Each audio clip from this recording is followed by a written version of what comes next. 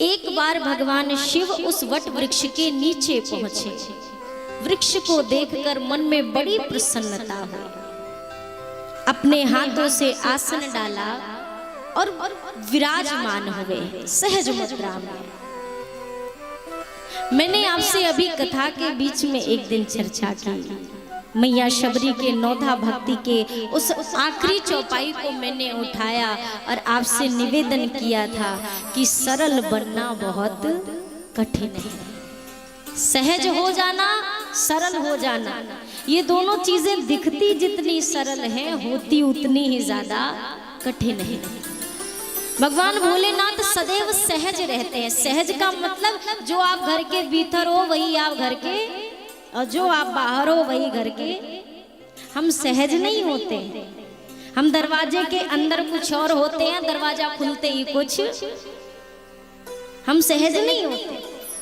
भगवान शंकर सदैव सहज रहते हैं। शंकर सहज स्वरूप समारा, लागी समाधि अखंड अपारा। जो सहज रहता है वही जीवन में आगे बढ़ सकता है। जो सरल बन जाए, बनावट की चीजें सदैव धोखा देती हैं काम में। जैसे मान लीजिए यहाँ पर कोई बिग लगा के, बिग समझते ना, नकली बाल, कोई नकली बाल लगा के, विग लगा के बैठ जाए और आंधी आ जाए तेज से, सब डरेंगे, पांडाल ना हिले, वो डरेगा हमारा बाल ना हिले। वो यही सोचेगा कि कहीं ऐसा ना हो कि उड़ी जाए और सबके बीच में पोल पट्टी खुल जाए। हाँ, ये तो पूरा चांद था, ये तो ढका हुआ था चांद। ये क्यों हो रहा है? क्योंकि यहाँ पर एक बनावट का आवरण लाकर रख दिया गया है। तो मन में भय है कहीं ये पर्दा हट ना जाए। और जब तक इसी को कपट कह सकते हो आप, जो है वो ना दिखाकर जो नहीं है वो दिखाना ही तो कपट है।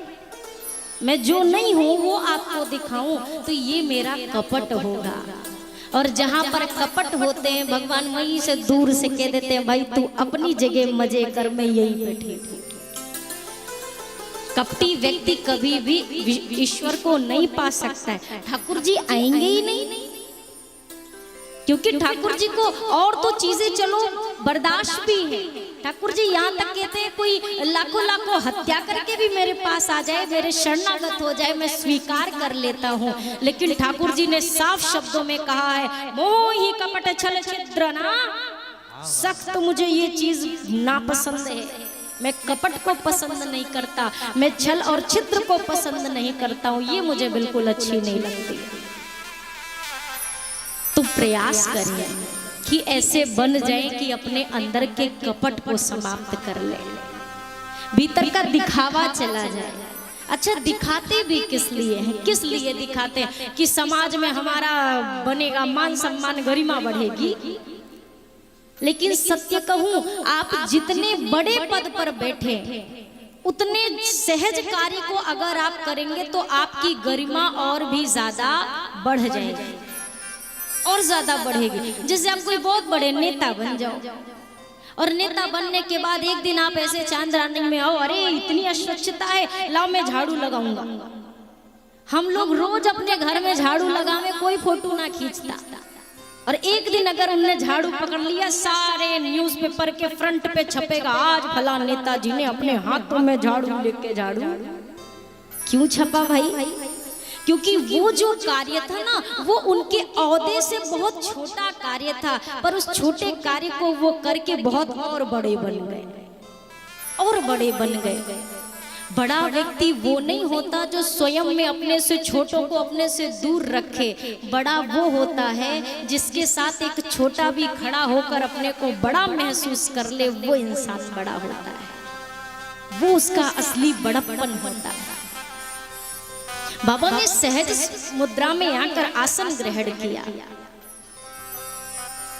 मैया जी ने जब बाबा को प्रसन्न मुद्रा में देखा, अगर सुबह के बाद शाम को पिताजी घर पे पहुंचे या घर के मुखिया घर पे आवे ना, तो दो जन पहले उनका मुख देखते हैं, एक धर्मपत्नी, दूसरा बच्चे। पहले मुख देखेंगे तभी मुंह खोलेंगे।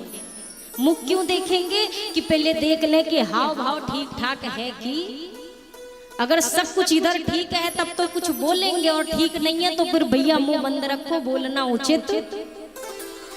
मैया ने देखा बाबा अति प्रसन्न है, मैया जी भोलेनाथ के समीप पहुंची और जाकर के निवेदन किया है, पार्वती भले अवसर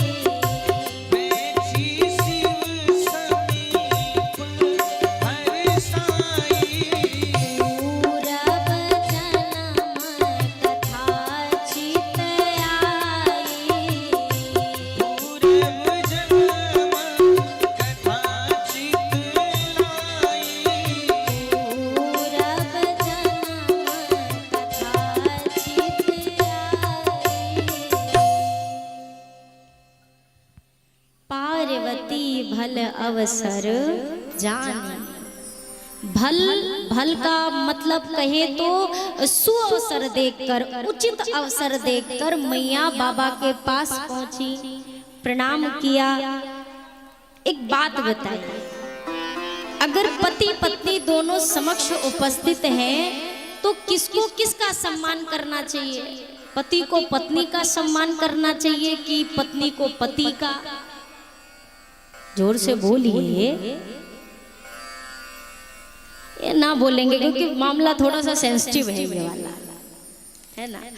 देखिए व्यवहार ये कहता है कि पत्नी पति का आदर करे और बदले में पति देव अपनी पत्नी पर स्नेह भाव रखे, ये व्यवहार कहता है। पर आज बाबा ने क्या किया, मैया आई तो बाबा ने आदर किया, थोड़ा नहीं किया, अति आदर, अत्यधिक आदर के साथ मैया को वाम भाग में स्थान दिया। मैया विराजमान हुई है, बैठी शिव समीप हर्षाई, मैया विराजमान हुई। मानस में दो प्रसंग ऐसे आते हैं जहां पर बड़े ने किसी अपने से छोटे का सम्मान किया है। छोटे का सम्मान कहे तो संबंध में जो छोटे, एक ये प्रसंग कि मैया का सम्मान बाबा आदर के सहित बुलाकर बिठाया, और दूसरा प्रसंग जब विश्वामित्र जी राम जी को लेने जाते हैं तब दशरथ जी अति आदर दो तनय बुलाया। दशरथ जी ने आदर के सहित अपने दोनों पुत्रों को बुलाया है। ये क्यों आदर हुआ, बाबा आज जानते हैं कि आज पार्वती जिस उद्देश्य से मेरे पास आई हैं, ये उद्देश्य पूरे जगत का कल्याण करेगा। ये इतना श्रेष्ठ कार्य करने पधारी हैं, इसलिए भगवान भोलेनाथ ने माँ को आदर सहित बिठाया। कहने का तात्पर्य, अगर कोई छोटा भी आपसे हो और जीवन में श्रेष्ठ कार्य को वो पूर्ण करे तो वह छोटा भी आदर का अधिकारी होता है। बिठाया। मैया जी के हृदय में पूर्व जन्म की वह सारी कथा उपस्थित हुई। हाथ जोड़कर कहा, प्रभु मैं आपसे कुछ प्रश्न पूछना चाहती हूँ। प्रश्न तो पिछले जन्म में भी थे, लेकिन तब हमारे आपके बीच विवाद हुआ था, संवाद नहीं हुआ था। और आज मैं आपके साथ बैठकर संवाद करना चाहती हूँ। राम कथा के विषय में मैं जानना चाहती हूँ।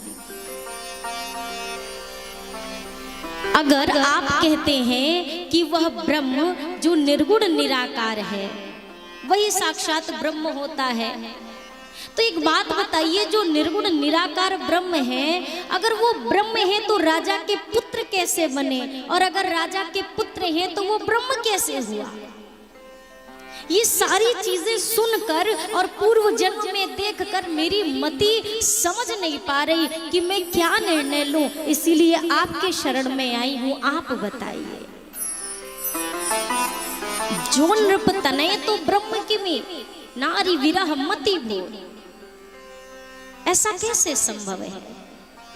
भगवान शिव ने जब राम कथा के विषय में सुना, मैया ने कहा, सुनिए प्रभु, प्रभु के जन्म की कथा कहिए, उनकी बाल लीला कहिए, उनके विवाह की कथा कहिए, उनके वन गमन की कथा कहिए, वन में जो लीलाएं करी प्रभु ने वो कथा कहिए, रावण के संहार की कथा कहिए, प्रभु के राज्याभिषेक की कथा कहिए, और साथ ही समस्त लीलाओं को समेटकर जब ठाकुर जी अपने धाम को गए, वो समस्त कथा भी आप मुझसे कहिए।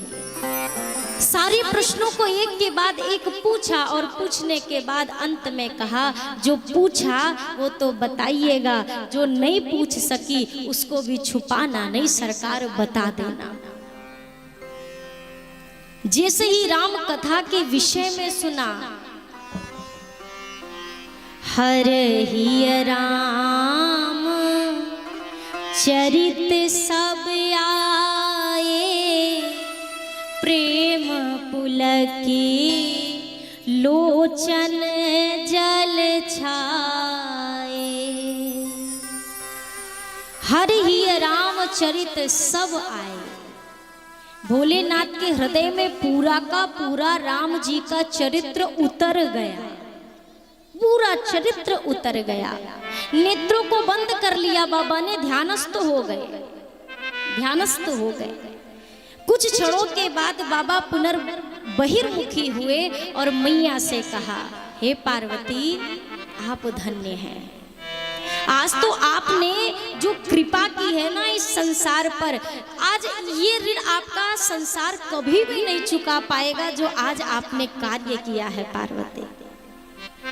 धन्य धन्य गिरिराज कुमारी, तुम समान नहीं को पुकारे। धन्य धन्य गिरिराज कुमारी, तुम समान नहीं को पुकारे। पूछियो रघुपति कथा प्रसंगा, शिव रघुपति कथा प्रसंगा। सकल लोक जग पावनी गंगा। सकल लोक जग पावन गंगा। सकल लोक जग पावनी गंगा। भगवान भोलेनाथ ने कहा, देवी, आज आपने इस संसार पर बहुत बड़ा उपकार किया है। कैसा उपकार किया है? और बाबा ने कहा, देवी, आज आपने इस धरती पर गंगा जी का उद्गम करा दिया। अब गंगा जी को तो लाने वाले भागीरथी जी हैं, फिर ये कौन सी गंगा जी हैं जिसको मैया पार्वती लेकर आई? बाबा ने कहा, ये सकल लोक जग पावनी गंगा, ये श्री राम कथा रूपी गंगा है। आपके जैसे गंगा मैया जो है वो गोमुख से निकली और समुद्र में जाकर विलीन हो गई। अगर आपके इस मध्य प्रदेश में गंगा मैया को ढूंढे तो मिलेंगी क्या? मिलेंगी? यहाँ नर्मदा मैया मिलेंगी, पर गंगा मैया वो एक निश्चित क्षेत्र से निकली और जाकर सागर में मैया मिली। लेकिन ये जो श्री राम कथा रूपी गंगा है देवी, आज ये 9 दिन के लिए चांदरानी में बह रही है। फिर यहाँ से निकलेगी तो 14 तारीख से बिहार में बहना शुरू होगी, फिर वहाँ से आगे बढ़ेगी बिहार के दूसरे क्षेत्र में। कहने का तात्पर्य ये राम कथा रूपी गंगा है जो सकल लोक जग पावनी गंगा, ये पूरे संसार को पवित्र करने वाली है। लेकिन आप गंगा जी जाते हैं तो क्या करते हैं? जाते हैं, स्नान करते हैं, वो जो सफेद रंग का एक डब्बा नहीं मिलता है छोटा छोटा, कोई 5 लीटर का ले लेवे, कोई 1 ही लीटर में, कोई बोतल में ही काम चला लेता है। जाते हैं तो ये अवश्य करते हैं, गंगा मैया का जल ले करके वापस घर पे। अब देखिए यहाँ पे भी वही सिस्टम लागू होता है। श्री राम कथा रूपी गंगा में खूब भर के पहले आप स्नान करिए, 9 दिन तक स्नान करिए। और 9 दिन की कथा में ये भी याद रखिए, अपने मन को बोतल बना लो, बाल्टी बना लो, डब्बा बना लो, जो बनाना है बना लो। मैं तो कहती हूँ बड़ी वाली वो जो गैलन होती है ना, जो पानी भरने में आप इस्तेमाल करते हो, वो बनाओ, भर भर के राम कथा यहाँ से लेके जाओ।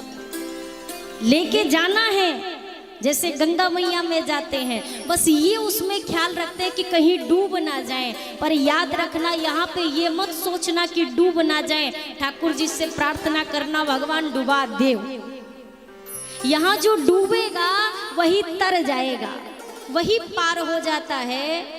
भक्तों दरिया प्रेम का उल्टी या की धार, जो तैरा सो डूब गया और जो डूबा सो पार। यहाँ जो डूबता है वो पार हो जाता है। जीवन का निष्कर्ष यही है, प्रभु प्रेम में लग जाना।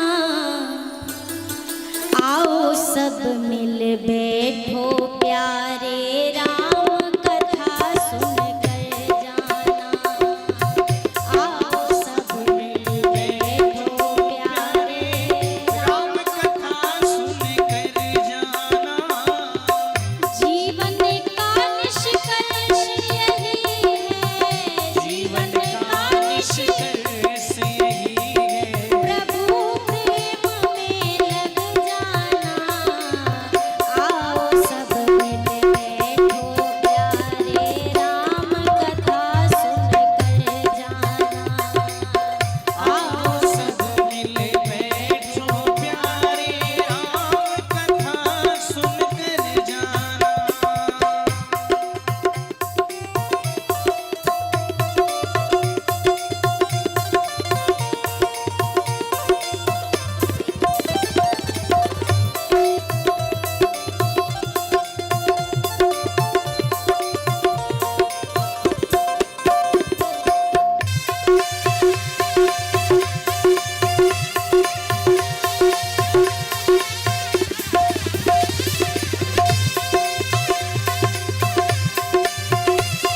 बोले सिया रामचंद्र की।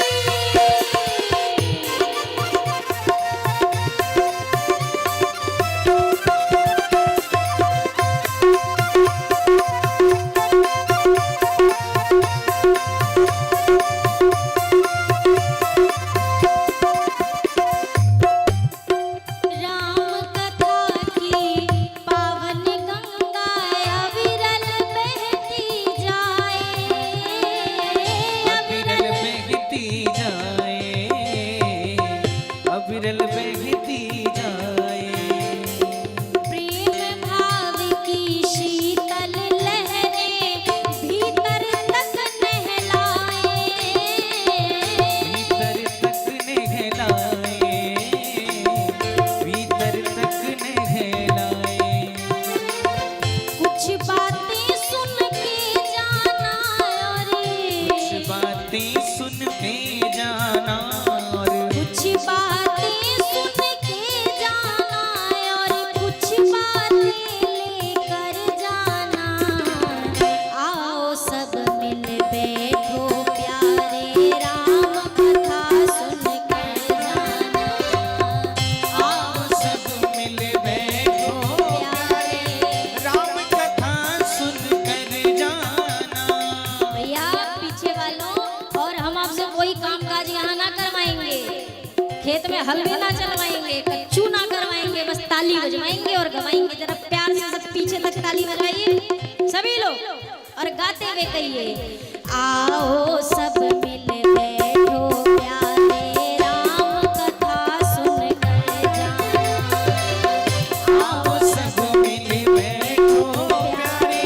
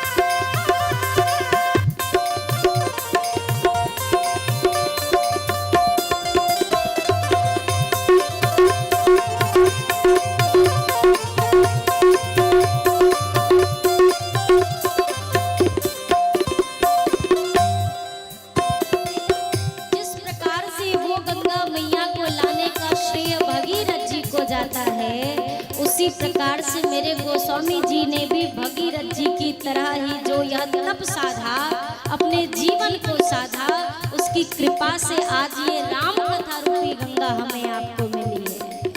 तुलसीदास भगीरथ बनकर तप जप किए अभंगा, तप जप किए अभंगा, तप जप किए अभंगा।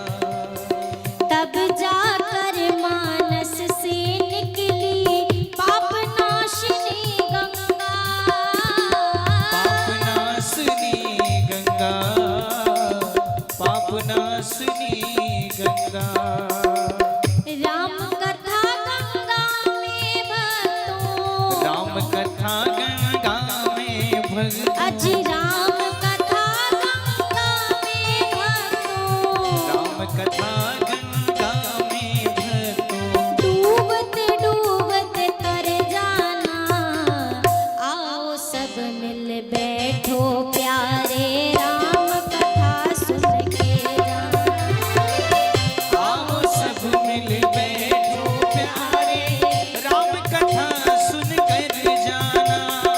जीवन का निष्कर्ष यही है, जीवन का निष्कर्ष यही है, प्रभु प्रेम में लग जाना। आओ सब मिल बैठो प्यारे राम कथा सुन कर जाना। आओ सब मिल बैठो प्यारे, राम कथा सुन कर जाना। सब लोग दोनों हाथ ऊपर करिए, पूरे पूरे हाथ ऊपर करिए और तालियों के साथ कहिए, आओ सब मिल बैठो प्यारे राम कथा सुन कर जाना। आओ सब मिल बैठो प्यारे, राम कथा सुन कर जाना। अजी आओ सब मिल बैठो प्यारे राम कथा सुन कर जाना। आओ सब मिल बैठो प्यारे, राम कथा सुन कर जाना। कुछ बातें सुन के जाना और कुछ बातें लेकर जाना। आओ सब मिल बैठो प्यारे राम कथा सुन कर जाना। कुछ सुनना है और कुछ जो सुना है उसको यहाँ से लेकर जाना है। भगवान भोलेनाथ बार बार देखिए, जीवन में कभी भी अगर किसी व्यक्ति के माध्यम से आपको इतना सा भी सुख मिला हो तो उस व्यक्ति का जीवन भर उपकार मानना चाहिए, भूलना नहीं चाहिए। हमारा क्या स्वभाव है, अगर कोई व्यक्ति हमारे लिए 10 बार अच्छा कर दे और एक बार मना कर दे तो हम 10 पे भी पानी डाल देते हैं। क्या फायदा, साफ मना कर दिया। तो भैया ये नहीं होना चाहिए। जीवन में किसी जिसके भी माध्यम से अगर आपको अल्प सुख भी मिला हो उसका धन्यवाद करिए, उसका उपकार माना जाए। और अगर कोई निंदा भी करे ना तो हमारे संत जन तो कहते हैं भैया निंदक नियरे राखिए आंगन कुटी छवाए। अगर कपड़ा मैला हो जाता है ना तो उस कपड़े को साफ करने के लिए हमें साबुन या सर्फ लगता है, प्लस पानी लगता है और उससे ज़्यादा मेहनत लगती है एक कपड़े को साफ करने में। पर ये जो निंदा करने वाले हैं ना, ये एक ऐसे सफाई करता होते हैं जो आपका कुछ भी नहीं लगता और सफाई यही कर देते हैं। ये आपको बताते जाते ये कमी है, वो ऐसा है, वो ऐसा है। जहां पर लगे कि हाँ ये तो बात सच है, ये मुझ में है, उसको सुधार लीजिए। आपका कुछ भी उसमें खर्च होने वाला नहीं है। पर समस्या कहाँ फंसती है? समस्या यहीं आके फंस जाती है, हमें अपनी कमी दिखाई दे तब ना। हमें अपनी कमी दिखती कहाँ है? बोलिए सियावर रामचंद्र की। एक बात बताइए, हंसना और गाल फुलाना ये दोनों चीजें एक साथ हो सकती हैं क्या? ट्राई कर लो, बैठे तो हो, खाली तो बैठे हो, एक बार हंस लो और इसी के साथ गाल फुलाओ, संभव है क्या? हंसब ठठाब फुलाऊब गालू, ये दोनों चीजें नहीं संभव। एक बार आप यदि हंस रहे तो दो अलग चीजें एक साथ नहीं हो सकती।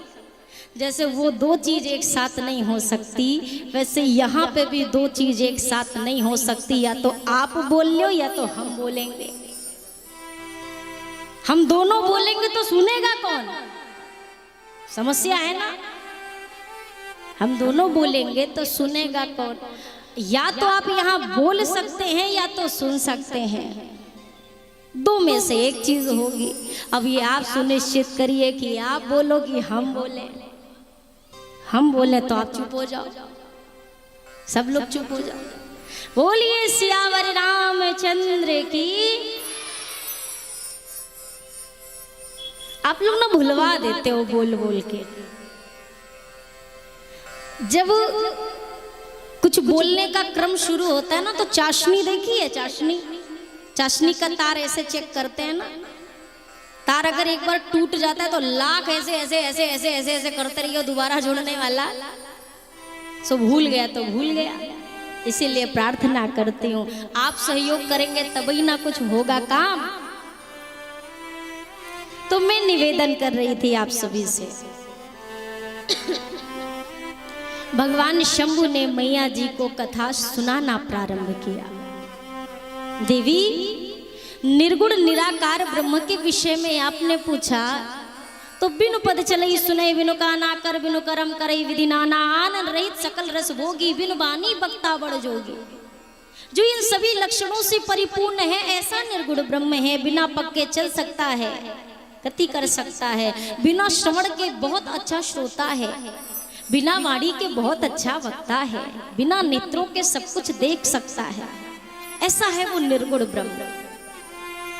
ब्रह्म कौन है, क्या है, राम जी कौन है आपने पूछा। जैसे आप अपने कमरे में सो रहे हो या सो रही हो, और जैसे आप अपने बेड से उतरने के लिए तैयार हो, लाइट चली जाए और पूरे कमरे में अंधेरा छा जाए, आप जैसे ही बेड से नीचे पैर रखो, आपके पैर के नीचे एक मोटी सी रस्सी आ जाए, आपके दिमाग में पहला ख्याल क्या होगा? जोर से बताइएगा। सांप है, पक्का सांप है। और जैसे आप अभी भयभीत तो हुए ही थे कि लाइट आ जाए, अब आपको क्या लगे? अरे ये तो रस्सी है, हम तो सांप समझ बैठे थे।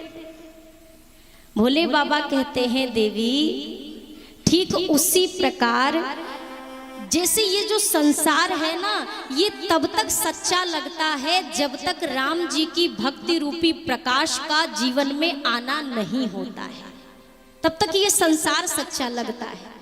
लेकिन जैसे ही जीवन में प्रभु के प्रेम का प्रकाश आ जाता है, सत्य का भान हो जाता है कि ये नश्वर है, ये ईश्वर है।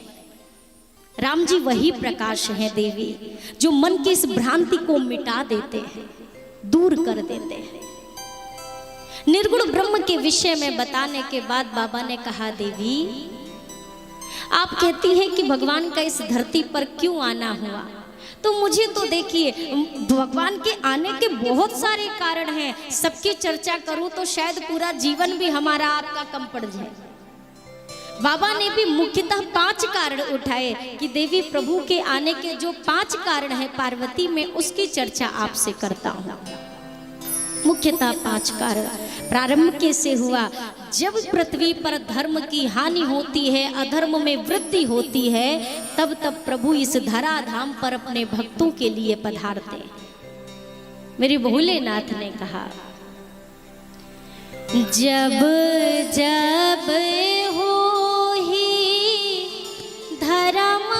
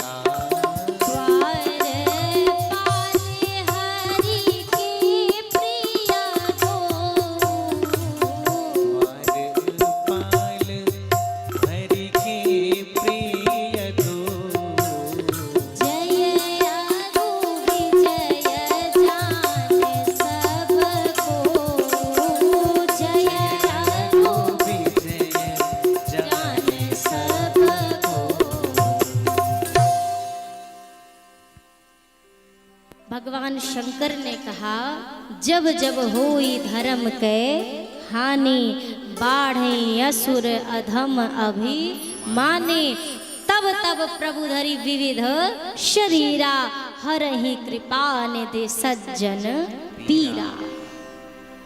देवी, जब धर्म की हानि होती है, अधर्म में वृद्धि होती है। धर्म की हानि से तात्पर्य क्या? ये नहीं कि धर्म खत्म हो गया, नहीं, धर्म करने वाले जहां के तहां रुक गए या उनको रोक दिया गया और अधर्म करने वालों की संख्या बढ़ गई। ये हुई धर्म की हानि। अधर्म में वृद्धि हुई, तब तब प्रभु इस संसार में अपने भक्तों के लिए पधारे, तब तब आए हैं। आपने पूछा कि ठाकुर जी के आने के कारण कौन से हैं? देवी, कई कारण हैं और साधारण नहीं है, परम विचित्र एक ते एका, एक से बढ़ के एक विचित्र कारण है। पर मैं आपसे कुछ मुख्य कारणों की चर्चा करता हूं।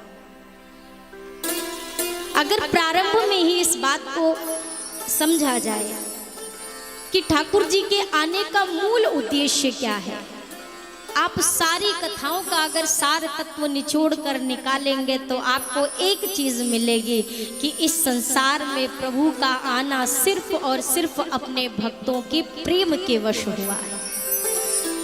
ठाकुर जी अपने भक्तों के, अपने संतों के लिए आते हैं, उनके प्रेम के वशीभूत होकर आते हैं।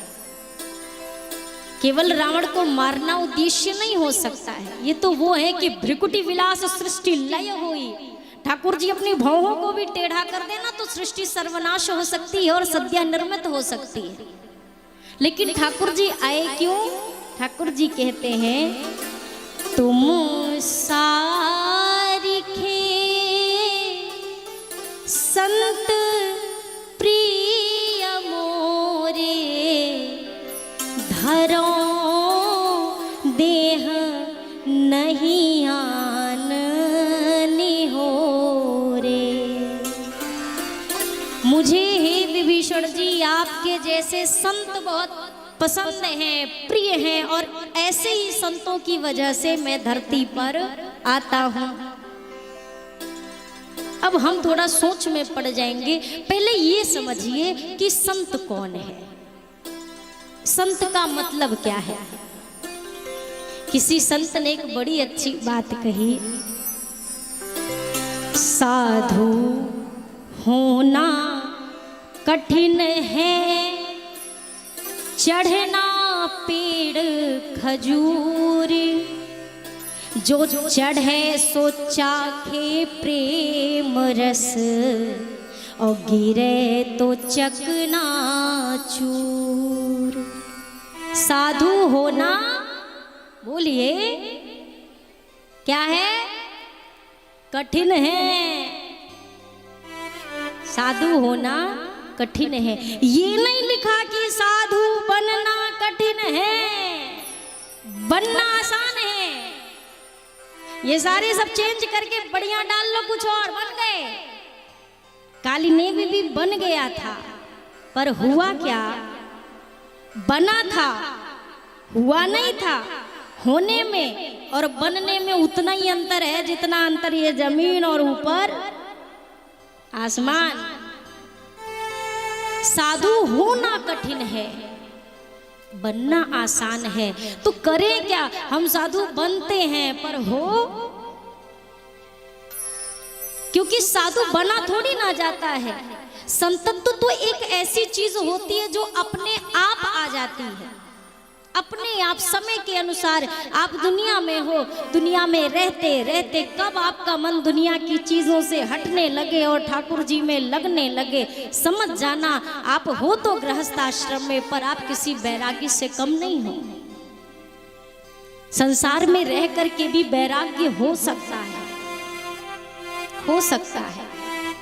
पट को त्यागेंगे, जबरन त्यागेंगे तो आप तो कपड़े को छोड़ देंगे, पर कपड़ा आपको, आप घर मकान छोड़ देंगे, पर घर मकान आपको, घर मकान भी पकड़ ले हुए हैं, पता है आपको? पकड़ लेते हैं, घर मकान भी बहुत कस के पकड़ते हैं, छोड़ते भी नहीं है। ये कब पकड़ते हैं? जब आप इनको जबरदस्ती छोड़ते हो तब। जब केवल आपका तन इन चीजों को छोड़ता है ना, तो मन वहां पे पकड़ रहता है और मन को वो पकड़े रहता है। और जब आप मन से उन चीजों को छोड़ देते हैं तो लाख वो पकड़े पर आप पकड़ में आने वाले। अब ये बात थोड़ा काऊ काऊ को तो समझ में आ गई। काऊ काऊ अभी समझने का प्रयास कर रहे हैं कि घर कैसे पकड़ ले हुए हैं। भाई पकड़ते हैं। आप अगर तीर्थ स्थान पे गए हैं, सामने जगन्नाथ भगवान है और आपको अपने घर के नाथ की याद आ रही है, इसको कहते हैं घर का पकड़ना। सामने साक्षात भगवान बैठा और आप सोच रहे कहाँ पता गैया आप बंध गई होएगी कि ना बंधी होएगी, कहीं बछड़ा सारा दूध ना पी जाए। इसको कहते हैं पकड़ना। ये आपने घर नहीं पकड़ा, आप तो चले गए, आप तो बैठे हो काशी में, बैठे हो प्रयाग में, बैठे हो पुरी में, बैठे हो, पर ये घर भी आपके साथ वही है। चीजें तब तक सहज नहीं हो सकती हैं। एक बार एक थे सज्जन, नाम नहीं लूंगी, लाइव जाता है ना तो पता चले फोन करके कहा दीदी हमारा नाम ले दिया। एक थे सज्जन आए, अयोध्या आ गए, हम तो अब साधु बनेंगे। आए तो बड़े जोश में थे, पर जोश कछु दिन ही काम आया, बाद में होश आ गया। घर पे आए, लगे रोने, अब हमें घर जाना है। तो मैंने कहा भैया जाइए, अच्छी बात है, वैसे ऐसा क्या हो गया कि घर जाना है? कह रहे हम ये बंदर के बच्चन को देखते तो हमें हमारे नाती पोता याद आते हैं। अब बताओ, बानर को देख के जाको अपने नाती पोता याद आ रहे, वो कहाँ वैरागी का जीवन जिएंगे? वो क्या वैराग्य लेंगे मेरे भाई? वैराग्य ऐसे नहीं हो सकता है। मैंने शायद किसी कथा में आपको ये घटना सुनाई भी हो। एक सज्जन बन गए, हुए नहीं थे, बन गए वैरागी साधु, और जिससे मिले उससे यही कहे अरे तुम्हें पता है हमने 10 करोड़ की संपत्ति को लात मारी है, 10 करोड़ की संपत्ति को हमने लात मारी है। जिससे मिले यही कहे। एक दिन एक सच्चे भगत जी से पाला पड़ गया। भगत जी ने कहा महाराज आपने लात मारी तो पर सही से लगी ना है, लगी होती तो अब तक भूल चुके होते कि क्या छोड़ के आए हो, केवल वो याद रहता कि क्या तुमने पा लिया है। और अगर अभी भी आपको ये याद है कि आपने क्या छोड़ा है, इसका मतलब अभी आपसे छूटा नहीं है, अभी नहीं छूटा है। एक व्यक्ति एक संत के पास गया रोने लगा, घर में खाने के लिए भी नहीं है, कुछ इंतजाम कर दीजिए, आप तो महात्मा हो ना, कुछ करो ना कृपा। संत ने पहले कहा मैं तो अपने भी खाने के लिए निश्चिंत रहता हूं, मैं तेरे खाने की व्यवस्था कहां से कर दूं? नहीं महाराज कुछ तो करो ना। संत ने कहा अच्छा ठीक है, चल ऐसा कर, वो गांव के पास एक जो नीम का पेड़ है ना, उसके नीचे एक पत्थर रखा हुआ है, जाके निकाल ले। व्यक्ति ने कहा महाराज गजब मजाक करते हो, अरे हम यहाँ भूखे प्यासे तड़प रहे घर भर के, हम पत्थर लेके क्या करेंगे? संत ने कहा मूर्ख इंसान, वो साधारण पत्थर नहीं है, वो पारस मणि है, ले जा। उससे क्या होगा महाराज? अरे जिस भी लोहे से भी छुला देगा ना तो वो सोना बन जाएगा, ले जा। गया ये, सच में इसको पारस पत्थर मिला, हाथ में एक लोहे का कड़ा पहना था, छुआया, सोने का बन गया, खुश हो गया, अरे मैं तो अमीर हो गया। खूब तीव्र वेग से दौड़ के घर की ओर, गांव की ओर भागा, आधे रास्ते पर पहुंचा था, फिर वहां से उससे भी ज्यादा वेग से भागा दोबारा संत के पास, महात्मा जी के पास गया, और इधर पारस का क्या किया, नदी में फेंक दिया और महाराज के पास पहुंचा। महाराज जी से जैसे ही प्रणाम किया, महाराज जी ने कहा क्या हुआ, नहीं मिला क्या? मिल गया था महाराज। तो क्या किया, आप क्यों आया है? महाराज वो पारस तो मैंने नदी में फेंक दिया, तो अब मेरे पास क्या लेने आया? अरे मूर्ख, वो पारस था, तेरी दरिद्रता दूर हो जाती, क्यों फेंक दिया तूने? उसने कहा महाराज अब मैं पारस लेने नहीं आया हूं, मैं आपसे अब कुछ और लेने आया हूं। क्या लेने आया है? महाराज, जिस वस्तु को पाने के बाद आपको पारस पत्थर तक पाने की कामना नहीं रह गई, बस मैं वही मणि आज आपसे लेने आया हूं कि वो ऐसा क्या है आपके पास जिसको पाने के बाद आपके लिए पारस पत्थर भी निकृष्ट श्रेणी में आ गया। बस मुझे वो मणि दे दो। वो क्या है आपके पास? संत ने कहा, वो और कोई मणि नहीं है, राम नाम मन दीप धरु, जी है देहली द्वारे, तुलसी भीतर बाहर हूँ, जो चाहसी उजियार। केवल वो राम नाम रूपी मणि है भैया। आप घर का काम करिए, घर का काम करने से रोका किसने है? खूब काम करिए, पर काम करते रहिए, नाम जपते रहिए, बस इतना ही करना है। भगवान भोलेनाथ ने कहा, देवी पहला कारण सुनो। दो द्वारपाल थे, एक का नाम था जय, दूसरे का नाम था विजय। ये दोनों वैकुंठ के द्वारपाल हैं, वैकुंठ में रहते हैं। लेकिन इन दोनों के अंदर अब इस बात का अभिमान हो गया है कि हम तो वैकुंठ के द्वारपाल हैं और हमारी आज्ञा के बिना कोई भगवान तक नहीं जा सकता है। सनकादिक मुनि आए, सनकादिक मुनियों ने दर्शन करने की अभिलाषा प्रकट की। द्वारपालों ने रोक दिया, नहीं जा सकते हो। क्यों नहीं जा सकते? नहीं, हम कह रहे, हम द्वारपाल हैं, हम जब आपको सूचित करें कि अब भीतर जाओ तब आप जाना, अभी नहीं जा सकते। 3 बार संतों ने जाने का आग्रह किया, 3 बार जय विजय ने मना कर दिया। संतों ने क्रोध में आकर श्राप दे दिया, जाओ दोनों असुर योनि में जाकर जन्म लोगे।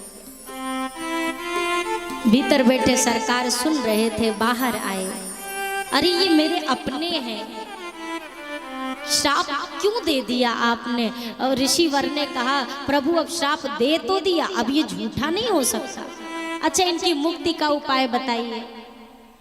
संतों ने कहा, हे प्रभु, जितनी बार ये धरती पर जाकर असुर योनि में जन्म लेंगे, उतनी ही बार आपको इनकी मुक्ति के लिए धरती पर जाना होगा। बस यही इनकी मुक्ति का उपाय है।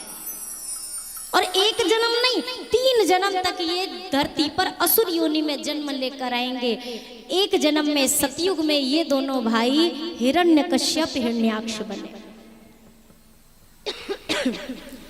इनमें से एक की मुक्ति के लिए ठाकुर जी ने नरसिंह अवतार लिया और एक की मुक्ति के लिए हिरण्याक्ष के लिए ठाकुर जी का वराह अवतार हुआ। त्रेता का समय आया, दोनों भाई रावण कुंभकर्ण बने, ठाकुर जी श्री रामावतार लेकर आए। द्वापर में दोनों भाई दंत वक्र और शिशुपाल बन करके आए। ये दोनों भाई जब, तो मेरे ठाकुर जी का श्री कृष्णावतार हुआ है। इस प्रकार से ये प्रथम कथा थी, प्रथम कारण था ठाकुर जी के आने का। द्वितीय कारण में जलंधर की चर्चा हुई है। जलंधर कौन? वृंदा, जो परम सती थी, वृंदा के पति का नाम है जलंधर। और जितनी बड़ी पतिव्रता और भक्ता श्री वृंदा जी हैं, ये जलंधर उसका ठीक उल्टा ये आताताई है, दुष्ट है, अत्याचारी है। अत्याचार बढ़ा, सभी व्याकुल हो गए। ठाकुर जी के पास गए, ठाकुर जी ने जलंधर का वेश बनाया। वृंदा जी पूजा में बैठी थी कि स्वामी जब तक आप लौट कर नहीं आओगे मैं पूजा में बैठी हूँ, और जब तक मैं पूजा में बैठी हूँ आपका कोई बाल विवाह का नहीं कर पाएगा। जैसे ठाकुर जी को देखा अपने पति के वेश में, वृंदा पूजा से उठ खड़ी हुई। जैसे वृंदा ने पूजा छोड़ी, जलंधर का कटा हुआ मस्तक दोनों के मध्य में आकर गिरा। वृंदा ने क्रोध में आकर कहा, कौन है आप? ठाकुर जी को आज बड़ा कष्ट हुआ कि आज मुझे मेरे भक्त से छल करना पड़ा है। ये भगवान का स्वभाव है, ये ठाकुर जी का स्वभाव है। पूरे संसार के वो मालिक हैं, लेकिन आज भक्त के आगे जाकर सर झुका लिया मेरे सरकार ने। इस संसार में ऐसे भी बहुत से लोग आपको मिलेंगे जिनके लिए आप पूरे जीवन भी कर दो, अंत में आंख डालकर कहते हैं तुमने मेरे लिए किया ही क्या है। और तो और दूसरों की बात छोड़ दो, आज के समय पे तो ऐसा है कि बच्चे माँ बाप से पूछते हैं कि आपने मेरे लिए क्या किया है। शायद इसीलिए उस समय लिख दिया गया, धर्म भी होगा कर्म भी होगा परंतु शर्म बात बात पे मात पिता को बेटा आंख। यहाँ वालों की बात नहीं कर रहे हैं, वो बाहर के बेटा है, दूसरे हैं वो सब। रामचंद्र कह गए सिया से ऐसा कलयुग आएगा। ये कथाएं क्यों होती हैं? कथाएं इसीलिए होती हैं कि शायद सुनते सुनते सुनते, और मुझे जहां तक लगता है ना कि आज इस समय इस पृथ्वी पर जो भी धर्म कर्म बचा हुआ है ये सिर्फ और सिर्फ ये कथाओं के ही फलस्वरूप है, वरना दुनिया को बिगाड़ने वाले कम नहीं हैं, बहुत है, अनगिनत हैं। पर अगर हम और आप अपने धर्म पर अडिग रहें तो कोई फिर हमारा बाल भी बांका। मैं एक छोटी सी चर्चा करूं आपसे, सत्य बताइए, और किसी भी धर्म की बात उठाकर देख लो, किसी को अपने धर्म के नियम को पालन करने में ना कोई शर्म आती है ना कोई लज्जा लगती है, पर हमें हमारे धर्म के अनुकूल आचरण करने में बड़ी शर्म आती है। कोई हमसे कह दे भैया माथे पर तिलक लगा लो, अरे सब क्या कहेंगे, भैया कंठी पहन लो, अरे सारे दोस्त हंसेंगे, भैया फोन अगर आए तो भैया राम राम कर लो, अरे नहीं सब मुझे गंवार समझ लेंगे। भाई तुम्हारी सारी डिग्री क्या तुम्हारे नमस्ते और हेलो है पे शो होती है क्या? कि आपने हेलो बोल दिया मतलब ये बंदा तो कहीं ना कहीं ये पूरा ऑक्सफोर्ड यूनिवर्सिटी से ये डिग्री लेके आया है। आप एक बार सुनिश्चित कर लीजिए, आप अगर अपने धर्म पर अडिग रहते हैं ना तो आपसे समझदार और आपसे बढ़ा हुआ आगे बढ़ा हुआ इंसान संसार में दूसरा कोई नहीं है। कुछ मत करिए, आपके हिंदुत्व की पहचान है कि आपके मस्तक पर तिलक होना चाहिए। वो तिलक का आकार प्रकार चाहे जो हो वो आपके ऊपर मैं छोड़ती हूँ, आप गोल लगाओ, लंबा लगाओ, टेढ़ा लगाओ, जो मन हो लगाओ। पर अगर आप अपने आप को स्वयं को हिंदू कहते हैं तो आपके मस्तक पर तिलक होना ही चाहिए, वो लाल हो, पीला हो, काला हो, जो मन हो आपकी मर्जी, पर तिलक होना चाहिए। गले में कम से कम तुलसी जी की एक माला, एक दाना ही तुलसी पहन लो, आपको बड़ी शर्म आती है तो सोने का लॉकेट लटकाने में नहीं आती, अरे मैं कहती हूँ लॉकेट के बीच में छुपा के कहीं तुलसी जी की माला पहन लो, पर डालो गले में। क्या होगा उससे? उससे ये होगा, अगर कभी गलत आचरण करने का विचार भी आएगा ना तो मन से आवाज आएगी, मेरे माथे पर तिलक है, मेरे कंठ में तुलसी है, मैं कैसे ये कार्य कर सकता हूँ, ये मेरे लिए शोभा नहीं देती है। पर हम करते क्या है? हम तो पूरी तरह, हमें सबसे ज्यादा पढ़ाई लिखाई अपनी यही में नजर आती है, अपना सारा धर्म कर्म खो दो, हाथ धो दो, वही हमारी पढ़ाई लिखाई। अगर आप इस चीज को मॉडर्न होना कहते हैं तो मैं इस चीज को कुछ भी नहीं मानती हूँ, मैं कुछ भी नहीं मानती। अगर आपके मस्तक पर तिलक नहीं है, गले में कंठी नहीं है, मुख पर मेरे प्रभु का नाम नहीं है, तो आपसे ज्यादा अज्ञानी संसार में दूसरा कोई नहीं है। आप चाहे जितनी डिग्री आप अपने बक्से में भर के रखो, मुझे नहीं मतलब उस चीज से। फोन आए तो प्रयास करिए, पूरा प्रयास करिए कि फोन आते ही पहला शब्द हेलो नहीं निकलना चाहिए। जय सिया राम। राम जी को मानते हैं, जय श्री राम करिए। कृष्ण जी को मानते हैं, जय श्री कृष्णा करिए। माता रानी को मानते हैं, जय माता दी करिए। पर ये चीज आज से अपने डायरी में नोट करके जाइए कि अब के बाद फोन पे मेरा पहला शब्द यही निकलेगा। कोई भी आपके नंबर पे फोन करेगा ना, आपकी जय सिया राम बोलते ही बंदा समझ जाएगा ये कोई ऐसा वैसा नहीं है, ये तो भगवान को मानने वाला इंसान है। और वो आपसे उल जुलूल, देखिए हमारे पास अजीबो गरीब कॉल कब आती है, क्योंकि पता है कि ये वैसा है। आप अभी जय सिया राम बोलना शुरू कर दीजिए, आपसे पहले आपको जो भी फोन करेगा ना, वो भी आपको बदले में जय सिया राम ही। तो एक तो आपने बोला और दूसरा आपने बुलवाया, ये डबल पुण्य बना कि नहीं बना? बोलिए। एक तो आपने स्वयं अच्छा किया। देखिए, धर्म करना अच्छी बात है, पर किसी से धर्म करा देना ये और भी अच्छी बात है, ये और भी अच्छी बात है। तो भैया मेरे हाथ जोड़कर निवेदन है, अपने हिंदुत्व पर, अपने भारतीय संस्कृति पर अडिग होकर बैठिए, अडिग रहिए। हमारी श्रद्धा कैसी है? ऐसी ऐसी, जैसे नदी के बीच में नैया डोलती है ना, वैसे हमारी श्रद्धा डोलती है। बजरंगबली से जाके मांग दी मन्नत, बाबा पूरा कर दो, 5 किलो लड्डू चढ़ाएंगे, और अगर ना है भाग्य में, नहीं हुआ तो लड्डू तो ना जाएंगे, हम भी ना जाएंगे कभी भगवान के यहाँ। हो गया हमारा। अब दूसरा भगवान कोई ढूंढो जो काम कर देते हो। भैया जब तक ये श्रद्धा रहेगी ना,